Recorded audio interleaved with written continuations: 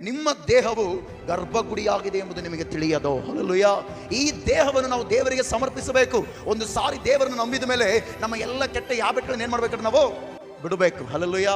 ನಾವು ಅದನ್ನೇ ಇಟ್ಟುಕೊಂಡ್ರೆ ಅನಾರೋಗ್ಯ ನಮಗೆ. ನಾವು ಈ ದೇಹದಲ್ಲಿ ದೇವರನ್ನು ನಂಬಿ ಮತ್ತೆ ಅದೇ ಕೆಟ್ಟ ಹ್ಯಾಬಿಟ್ಗಳಿದ್ರೆ ಯಾರಿಗೆ ಹೇಳ್ರಿ ನಷ್ಟ? ನಮಗೆ ನಷ್ಟ. ಹಲ್ಲೆಲೂಯಾ.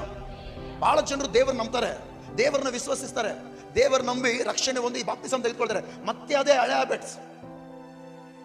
ನಮ್ಮ ಕಡೆಯಲ್ಲಿ ಒಬ್ಬ ವ್ಯಕ್ತಿ ಇದ್ದಾನೆ. ಆ ವ್ಯಕ್ತಿಗೆ ನಾನು ಯಾವಾಗಲೂ ಹೇಳ್ತಿರ್ತೀನಿ, ಇದು ದೇವರ ಆಲಯ. ಯಾವುದೋ ಚರ್ಚ್ಗಳಿವೆಲ್ಲನು, ನೀನು ದೇವರ ಆಲಯ. ಈ ದೇಹ ಗರ್ಭಗುಡಿಯಾಗಿದೆ. ನೀನು ಈ ದೇಹವನ್ನು ಹಾಳು ಮಾಡ್ಕೊಳ್ಬಾರ್ದು.